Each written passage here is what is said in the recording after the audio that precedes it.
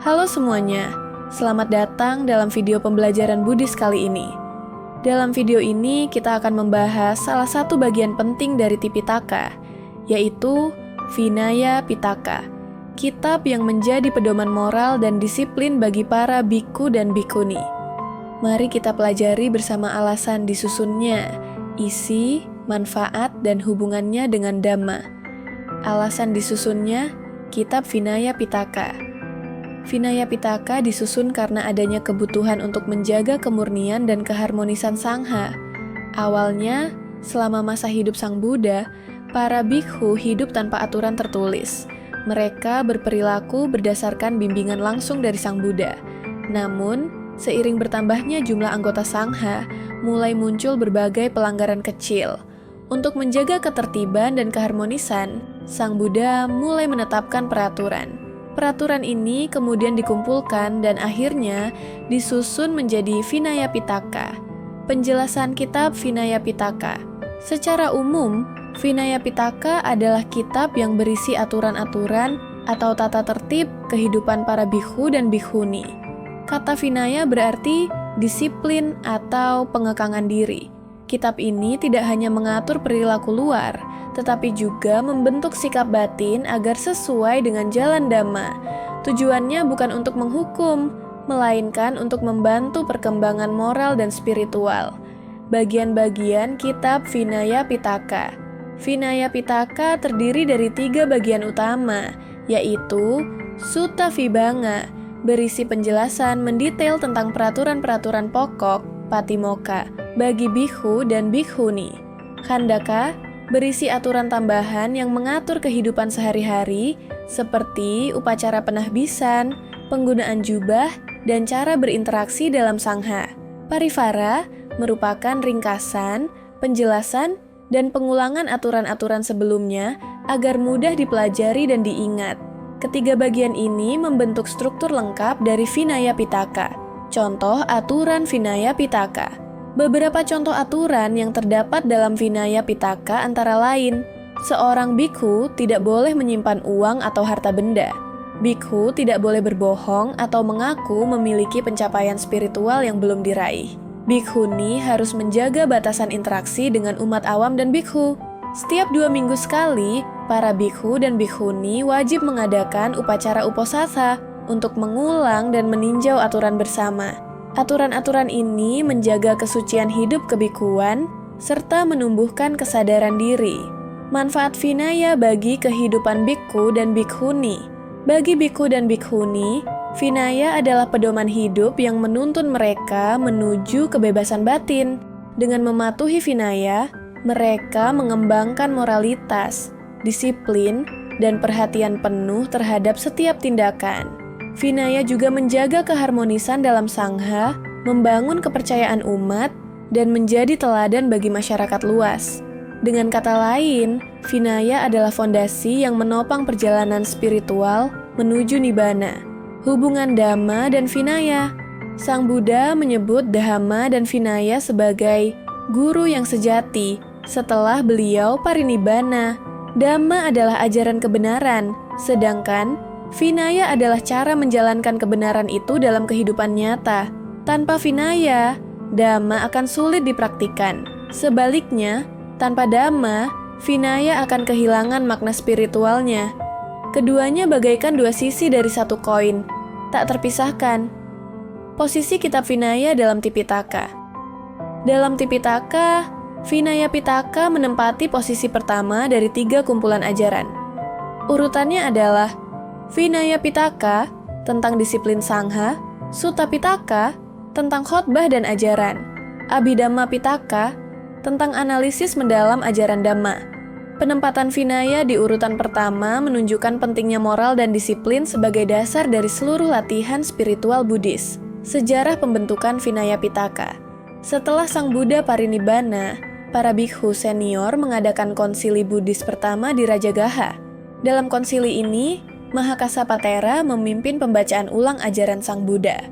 Bhikkhu Upali, yang dikenal memiliki hafalan kuat terhadap peraturan Sangha, diminta untuk mengulangi seluruh Vinaya. Dari sinilah, Vinaya Pitaka pertama kali disusun secara sistematis dan dihafalkan oleh para biku. Hal ini menjadi langkah awal dalam menjaga kemurnian ajaran dan disiplin Buddhis. Prinsip dasar Vinaya Pitaka tidak hanya berisi larangan, tetapi juga mengandung prinsip moral yang mendalam. Ada 3 prinsip utama yang menjadi dasar penyusunan Vinaya. Pengendalian diri, Saila, agar seseorang dapat menguasai pikiran dan tindakan. Keharmonisan, Sangha Samaga, menjaga kebersamaan dan ketertiban dalam sangha. Kebijaksanaan, Panya, memahami tujuan dari setiap peraturan, bukan sekadar menaati secara buta. Dengan memegang 3 prinsip ini, Vinaya menjadi lebih dari sekadar kumpulan peraturan. Ia menjadi panduan menuju kesadaran diri yang lebih tinggi. Jenis pelanggaran dalam Vinaya. Dalam Vinaya, pelanggaran dibagi berdasarkan tingkat keseriusannya. Ada 4 jenis pelanggaran utama. Parajika, pelanggaran berat seperti hubungan seksual, mencuri, membunuh, atau mengaku palsu telah mencapai pencerahan. Pelanggaran ini menyebabkan seorang biku kehilangan status kebikuannya. Sangha Disesa, pelanggaran sedang yang memerlukan penebusan dan pengawasan dari sangha. Pacitya, pelanggaran ringan yang dapat ditebus dengan pengakuan. Patidesan Iya, pelanggaran yang membutuhkan permintaan maaf di hadapan bikhu lain. Klasifikasi ini menunjukkan sistem moral yang teratur dan mendalam dalam menjaga kesucian perilaku. Etika dalam kehidupan sehari-hari berdasarkan Vinaya. Nilai-nilai dalam Vinaya sebenarnya dapat diterapkan dalam kehidupan sehari-hari umat awam. Misalnya, disiplin, kesederhanaan, dan rasa hormat terhadap orang lain. Dengan memahami Vinaya, umat dapat belajar pentingnya mengendalikan keinginan, menjaga ucapan, dan bersikap jujur. Hal ini menunjukkan bahwa Vinaya tidak hanya berlaku untuk para biku, tetapi juga memiliki makna universal bagi semua orang yang ingin hidup damai dan bermoral. Peranan Vinaya dalam keutuhan sangha. Vinaya berfungsi sebagai perekat bagi komunitas bikhu dan bikhuni. Tanpa peraturan yang jelas, perbedaan pendapat dapat menimbulkan perpecahan. Dengan adanya Vinaya, sangha dapat hidup bersama dalam keharmonisan, tanpa saling mencurigai atau menilai. Setiap anggota tahu tanggung jawab dan batasannya, sehingga tercipta suasana saling menghormati dan saling menolong dalam latihan spiritual. Relevansi Vinaya di masa modern. Meskipun Vinaya disusun lebih dari 2.500 tahun yang lalu, nilai-nilainya tetap relevan hingga sekarang. Di masa modern yang penuh dengan kemudahan dan kebebasan, Vinaya mengingatkan kita untuk tidak terjebak dalam keinginan berlebihan. Vinaya mengajarkan keseimbangan antara kebebasan dan tanggung jawab. Ia menjadi pengingat bahwa kedisiplinan adalah bentuk kebebasan yang sesungguhnya, karena hanya melalui disiplin seseorang dapat mengendalikan pikiran dan perbuatannya. Vinaya sebagai cerminan kasih sayang Sang Buddha. Sang Buddha menetapkan setiap aturan bukan karena ingin menghukum, tetapi karena kasih sayang. Setiap peraturan lahir dari situasi nyata yang terjadi dalam komunitas sangha dan tujuannya selalu untuk melindungi praktik spiritual para biku. Oleh karena itu, Vinaya adalah bentuk cinta dan kebijaksanaan Sang Buddha, agar murid-muridnya tetap berada di jalan yang benar. Dengan demikian, mengikuti Vinaya berarti mengikuti cinta dan belas kasih dari Sang Guru Agung. Hubungan Vinaya dengan tujuan akhir, Nibbana. Vinaya membantu menyiapkan dasar moralitas yang menjadi langkah pertama menuju kebebasan batin. Tanpa moralitas, meditasi dan kebijaksanaan tidak akan berkembang dengan baik. Dengan disiplin yang kokoh, pikiran menjadi tenang, tubuh menjadi terkendali, dan kebijaksanaan pun tumbuh.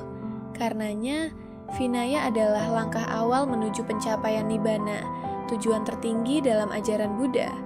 Melalui pemahaman tentang Vinaya Pitaka, kita belajar bahwa kebebasan sejati hanya dapat dicapai melalui pengendalian diri.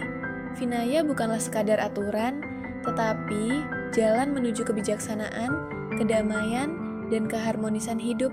Semoga pembahasan ini membawa manfaat dan menumbuhkan rasa hormat terhadap ajaran Sang Buddha. Sabesata Bhavantu Sukhitata.